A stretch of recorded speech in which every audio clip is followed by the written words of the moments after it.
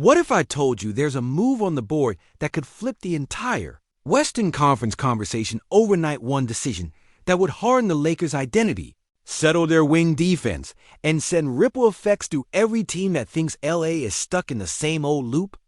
What if I told you that while everyone's arguing about backup centers and training camp battles, there's a name quietly tightening its grip around the conversation? And that name changes what you fear in April? And what if I told you the real pressure point here isn't just a star target, but the courage to part with players we love? Because the cost of winning in this era isn't cheap, it's personal. Before you assume, take a breath and feel the temperature. The league is faster, schemes are nastier, and the last two champions weaponize length and poise on the wings. You don't solve that with vibes. You solve it with a two-way presence who doesn't blink on the biggest assignments.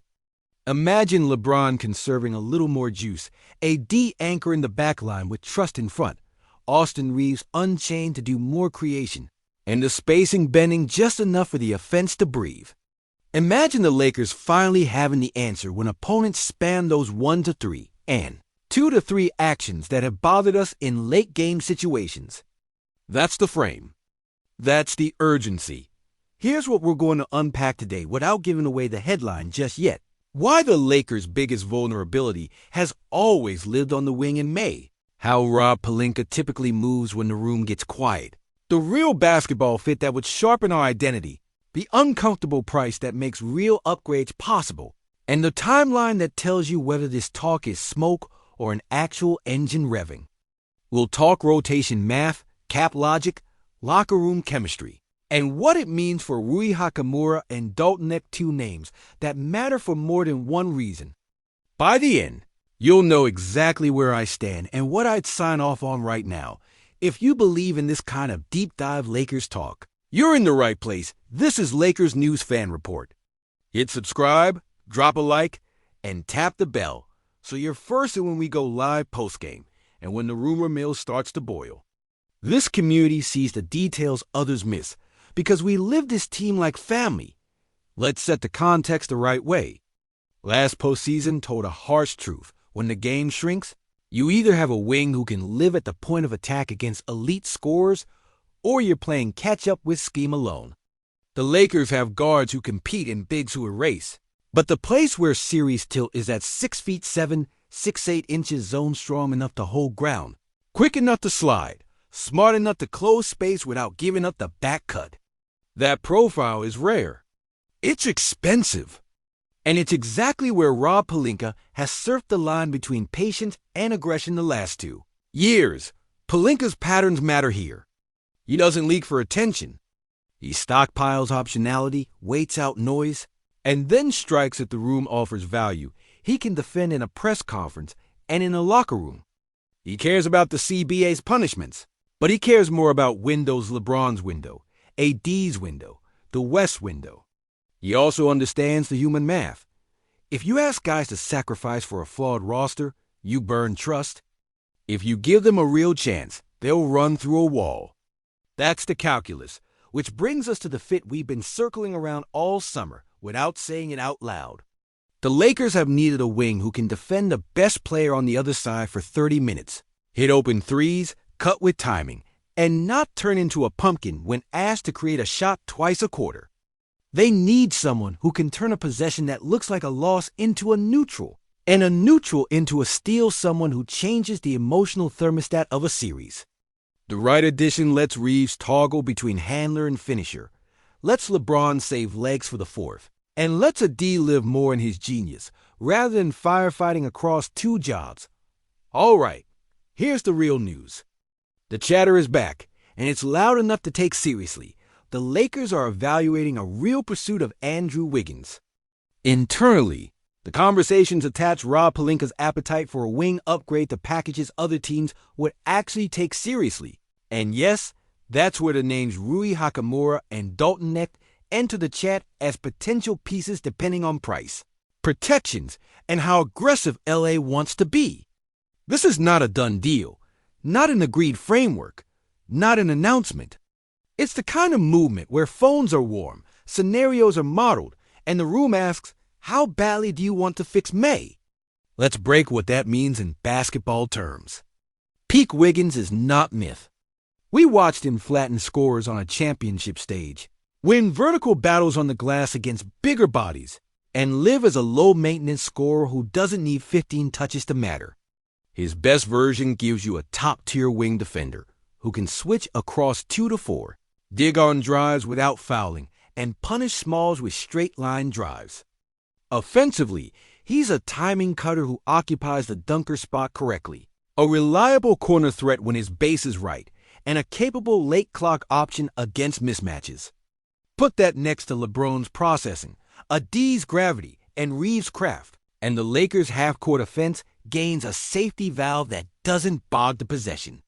Now the cost, because nothing real comes easy. Rui Hachimura is beloved in this fan base for good reason.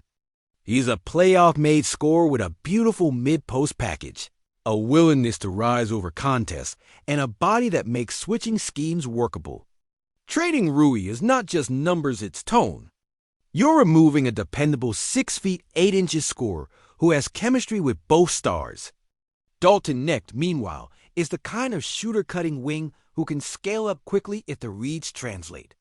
Keeping him is a bet on tomorrow's spacing. Moving him is a declaration that the now matters more than growth. Those aren't abstract choices. They change who you are. Cap and CBI wise. Any real deal for a wing of Wiggins tier requires matching salary and likely real draft capital. The second apron has turned just throwing a pick into a tax you feel for years. That's why Pelinka will explore versions that minimize pain, Rui-centric frameworks, pick protections that maintain flexibility, or structures that keep neck so you don't zero out shooting depth. But if the other side presses for both Rui and neck plus a meaningful pick, you're not just paying, you're sculpting a new core. The front office has to be able to look LeBron and AD in the eyes and say, we got you a guy who changes playoff math, not a lateral move. Let's zoom in the on-court ripple effects if it happens. A starting five with Reeves, Wiggins, LeBron, AD, and an open guard or big slot, depending on matchups, looks like grown-up basketball. You can trap selectively because the backside rotates with length. You can survive those desert stretches where the jumper dies because your defense still buys you possessions. You can dare opponents to hunt because the hunt gets tired. And you can finally close games without choosing between offense and defense. Wiggins doesn't steal shots. He steals comfort, but the human layer counts as much as the X's and O's. Rui has become a trusted peace in the room, steady energy, no drama, professional buckets. LeBron respects pros who show up every day. Ad respects big wings who take the dirty work seriously. Trading that out requires a crystal clear message from Pelinka about why this lifts the ceiling and how the rotation protects everyone else's roles. With Net, the message is different. If you move him, you're telling the room you're done waiting, and you're betting that veteran reliability closes the gap more than a rookie's volatility. If you keep him, you're threading the needle win now. Develop now a tightrope. Many champs walk by keeping one young shooter who can swing a series for 6 minutes. Here's where we sift fact from speculation. Fact: the Lakers need a real two-way wing answer to compete in May and June. Fact: Pelinka works the phones and runs scenarios long before anyone tweets them, then pounces at the price and timing align. Speculation: that a framework centered on Rui and or Knecht is locked. It isn't. No deal is real until both sides agree the risk is worth it. Speculation: that Wiggins is a guaranteed snapback to his absolute apex. He isn't. Players are human, and context matters. The Lakers would be betting that this environment, these responsibilities, and this playoff urgency bring out the focused, springy version that wins you the swing minutes. That's a bet, not a promise. Let's test the counterargument. Stay put, trust Rui's progression, and let net spacing juice the second unit while you hunt smaller upgrades. There's logic there. Rui's scoring has traveled to the postseason. LeBron and AD thrive with continuity. And Knecht can change second quarters with 2 quick threes and a cut. The counter to the counter is simple. You don't get many windows where both your top 10 player and your top 15 player are healthy and motivated. When those windows appear, front offices are judged by whether they build a roster that withstands the surgeries. Modern playoff offenses perform on your weakest wing. Patience is a strategy. It's also a risk. The timeline matters too. Training camp chemistry has real value, but late September and early season trades are not unheard of. The sweet spot is before the schedule hardens identities, but after teams get an honest look at what they are. If Pelinka moves, it'll be when he can answer two questions with a straight face. Does this guy raise our playoff floor on nights when the jumper doesn't fall? And does the cost leave us enough depth to win a 7-game street fight? If both are yes, expect silence. And then action. I want to talk briefly about roles if a deal happens. Reeves' usage gets cleaner, fewer rescue possessions, more second-side triggers, more chances to hunt mismatches. LeBron's load shifts toward quarterbacking and late clock finishing. AD's life gets easier at the level because there's another adult closing backside windows. And if Next stays, the template for him becomes almost perfect. Sprint the lanes, cut into the blind spot when Wiggins draws help on the bounce, and be ready to fire on kickouts from LeBron at the logo. Rui, if he remains, becomes your instant offense sledgehammer in the second unit and a matchup starter against teams that can't punish his defense.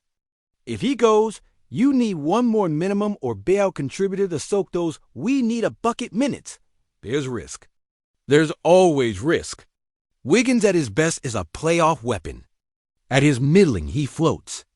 Rui at his best punishes switches and lifts lineups with quiet efficiency. At his middling, he's a rhythm player who needs touches you don't always have. Neck at his best flips a quarter. At his middling, he's a rookie you have to protect in playoff chess. Rob's job is to choose which risk you can live with when the season's on the line. Our job is to tell the truth about what wins in June. So where do I land? My personal opinion. If the price is Rui plus lightly protected draft capital, and you keep Dalton necked, I do the deal. You add the precise tool this roster has lacked without emptying tomorrow's spacing. If the price is Rui and neck plus a premium first, I pause. That version strips too much shooting equity and future flexibility for a bet that depends on a full Wiggins revival. The optimal path is aggressive, but sane. Respect Rui's value. Guard neck's upside, and still go get the wing who lets you win rock fights. If Pelinka threads that needle, and he's shown he can, then the Lakers don't just chase the conversation this season. They set it. And that's what this badge is supposed to do.